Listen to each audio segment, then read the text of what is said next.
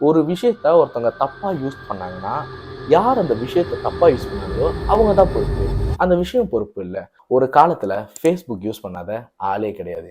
என்னோட first social மீடியாவே வந்து Facebook தான். இவ்வளோ நாளாக இருக்கிற அந்த ஃபேஸ்புக்குக்கே வந்து 100 மில்லியன் ஆக்டிவ் யூசர்ஸை ஹிட் பண்ணுறதுக்கு 4 வருஷம் தேவைப்பட்டது. சோஷியல் மீடியாவில் அசுர வளர்ச்சி காட்டின நம்ம டிக்டாக்குக்கே 100 மில்லியன் ஆக்டிவ் யூசர்ஸை ஹிட் பண்ணுறதுக்கு 9 மாதம் தேவைப்பட்டது. ஆனால் சோஷியல் மீடியா லிஸ்ட்லேயே வராத chatgptக்கு 2 மாதத்துல 100 மில்லியன் யூசர்ஸ் வந்து சைன் அப் பண்ணாங்க. அதாவது ஃபேஸ்புக் 5 வருஷம் காட்டின வளர்ச்சியை chatgpt 2 மாதத்துல காமிச்சாங்க. அதுக்கு முக்கியமான காரணம் வந்து நிறைய இருந்தாலும் நான் மெயின் நினைக்கிறது இந்த 3 விஷயம்தான். ஃபர்ஸ்ட் வந்து த பர்ஃபெக்ட் டைமிங். சரியான நேரத்தில் chatgptயை OpenAI லான்ச் பண்ணாங்க. 2022 மிடில் ஆஃப் த இயர்ல ஏஐ மேல மக்களுக்கு ஒரு சின்ன கிரேஸ், ஒரு கியூரியாசிட்டி வந்து ஸ்டார்ட் பண்ணுச்சு.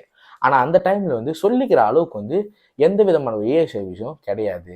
சரியா இயர் எண்ட்ல 2022 எண்ட்ல chatgptயை லான்ச் பண்ணி அந்த கியூரியாசிட்டியை தீர்த்து வச்சாங்க OpenAI. அடுத்த பாயிண்ட் என்னன்னு பார்த்தீங்கன்னா, everybody is a target audience.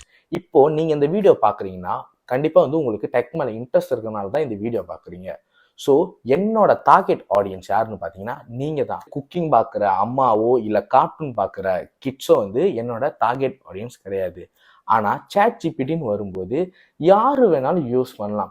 School போகிற கிட்ஸ்லேருந்து டெக் மேல இன்ட்ரெஸ்ட் உள்ள பெரிய பெரிய ஆளுங்க கூட வந்து அந்த chatgptயை யூஸ் பண்ணலாம். இன்னும் சிம்பிளாக சொல்ல போனோம்னா ஒரு கேள்விக்கு பதில் தர்ற எல்லாருமே வந்து chatgptக்கு டார்கெட் ஆடியன்ஸ் தான். கடைசி பாயிண்ட் வந்து ஃப்ரீ. chatgptக்கு முன்னுக்கு நிறைய ஏஐ சைட்ஸ் இருந்துச்சு. ஆனால் நீங்கள் அந்த ஏஐ எக்ஸ்பீரியன்ஸ் பண்ணுறதுக்கு நிறையவே காசு கட்டணும். பட் chatgpt லான்ச் ஆகும்போதே வந்து ஃப்ரீயாக தான் லான்ச் பண்ணாங்க.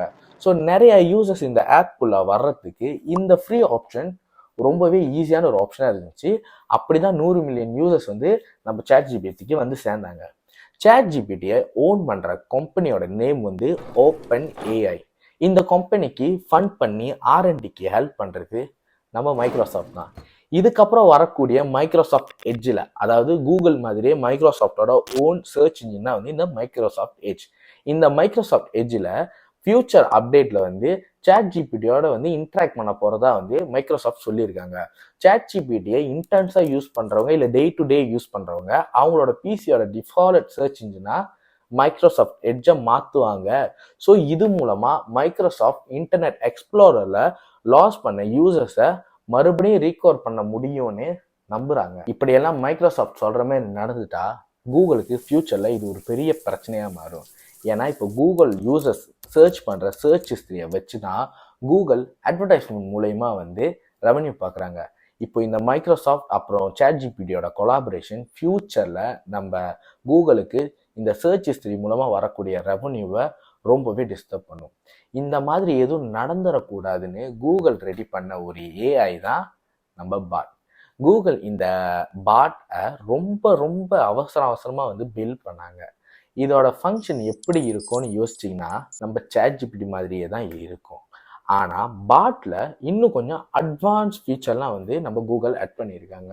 உதாரணத்துக்கு சொல்லணும்னா இப்போ நம்ம டே டு டே யூஸ் பண்ணுற இந்த ஜிமெயிலில் பாட்டை இன்ட்ராக்ட் பண்ணியிருக்காங்க. ஸோ இதனால வந்து நமக்கு ஒரு ப்ரொஃபஷ்னல் இமெயில் எழுத தெரிலனா இந்த பாட்டை வச்சு நம்ம ப்ரொஃபஷ்னல் இமெயிலை வந்து ஜென்ரேட் பண்ணலாம். ஸோ இந்த மாதிரியான அட்வான்ஸ் ஃபீச்சர்லாம் வந்து பாட்டில் வந்து கூகுள் ஆட் பண்ணியிருக்காங்க. ஆனால் chatgptயோட பாட்டை கம்பேர் பண்ணும்போது சில இன்ஃபர்மேஷன் வந்து பாட்டில் ரொம்பவே தப்பாக இருக்குது. அது மட்டும் இல்லாமல் பாட் வந்து chatgptயோட ரொம்ப ஸ்லோவாக இருக்குன்னு சில இன்டர்நெட் யூசர்ஸ் வந்து ரெக்கார்ட் பண்ணியிருக்காங்க. பட் கூகுளுக்கு இதெல்லாம் ஒரு பெரிய பிரச்சனையே இல்லை. சீக்கிரம் இதை ஒரு அப்டேட் கொடுத்து சரி பண்ணி நம்ம chatgptயை பீட் பண்ணுறதுக்கு ட்ரை பண்ணுவாங்க.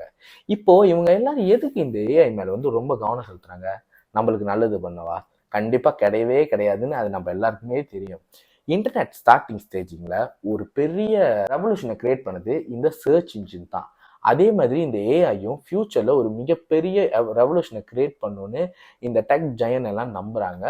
ஸோ அந்த டைமில் வந்து ஃப்யூச்சரில் வந்து யார் வந்து ஏஐயில் மாஸ்டராக இருக்காங்களோ அவங்க தான் இந்த டெக் இண்டஸ்ட்ரியில் நிலச்சி நிற்பாங்க, ரெவன்யூவை பார்த்து நிற்பாங்கன்னு எல்லாம் நம்புகிறாங்க. ஒருவேளை இந்த பேட்டல், இந்த போட்டியில் வந்து கூகுள் தோத்து போயிட்டாங்கன்னா கண்டிப்பாக ஃப்யூச்சரில் மைக்ரோசாஃப்ட் தான் வந்து ஒரு மிகப்பெரிய டெக் கம்பெனியாக இருப்பாங்க. இது நடக்கவே கூடாதுன்னு கூகுள் ரொம்ப தெளிவாக இருக்காங்க. அதனால தான் ஏஐ மேலே எல்லாருமே கவனம் செலுத்துறாங்க. இந்த கூகுளும் வந்து ரொம்ப ஃபியூச்சரிஸ்டிக்காக இருக்கணும்னு நினைக்கிறாங்க. இன்னைக்கு தேதிக்கு ஏஐயை நிறைய விதமாக யூஸ் பண்ண முடியும். ரீசெண்டாக நம்ம இன்ஸ்டா ரீல்லாம் பார்த்துருப்பீங்க. இந்தியாவோட பிரைம் மினிஸ்டர் வந்து நாரடி தான் சாங்காக பாடியிருப்பாரு. அது வந்து ஒரு ஏஐ மூலியமாக செஞ்சது தான். அது மட்டும் இல்லாமல் எனக்கு ரொம்ப ஃபேவரட்டாக ஒன்று இருக்குது, அடாப் ஃபயர்ஃப்ளை அப்படின்ற ஒரு இமேஜ் ஜென்ரேட்டர். இதுகிட்ட வந்து நம்ம நினைக்கிற விஷயத்த வந்து வேர்ட்ஸ் மூலிமா சொல்லிட்டோம்னா அதுக்கு வந்து அது விஷுவல்ஸ் பிக்சர்ஸ் வந்து கிரியேட் பண்ணி கொடுக்கும். நீங்கள் என்ன சொன்னாலும் அது கிரியேட் பண்ணி கொடுக்கும். ஸோ இந்த மாதிரி நிறைய வந்து நல்ல விஷயம் வந்து ஏஐ மூலிமா பண்ண முடியும். ஆனால் சில பேர் வந்து டீப் ஃபேக் ஸ்கேம் இப்படிலாம் வந்து ஏஐ இப்படி தவறான வழியிலையும் யூஸ் பண்ணுறாங்க. யூஸ் பண்ணிட்டு அதுக்கப்புறம் வந்து ஏஐ வந்து டேஞ்சரஸ், அதை வந்து பேன் பண்ணணும்னு சொல்கிறாங்க. இது கேட்கறதுக்கு எப்படி இருக்குன்னா, ஒரு கத்தி மூலமா ஒருத்தரை குத்தி கொலை பண்ணிட்டு அந்த கொலைக்கு காரணம் வந்து கத்தி தான் அப்படின்னு சொல்ற மாதிரி இருக்கு. ஒரு விஷயத்த ஒருத்தவங்க தப்பா யூஸ் பண்ணாங்கன்னா யார் அந்த விஷயத்த தப்பா யூஸ் பண்ணாங்களோ அவங்க தான் பொறுப்பு. அந்த விஷயம் பொறுப்பு இல்லை. ஸோ ஏஐ நல்ல மாதிரி யூஸ் பண்றவங்களும் இருக்காங்க, சில பேர் கெட்ட வழியில யூஸ் பண்றதுக்கும் இருக்காங்க. அதுக்காக வந்து நம்ம ஏஐ வந்து குறை சொல்லிட முடியாது. ஸோ நம்ம கொஞ்சம் ஓப்பனா யோசிக்கணும். ஸோ இன்னொரு வீடியோவில் பார்ப்போம்.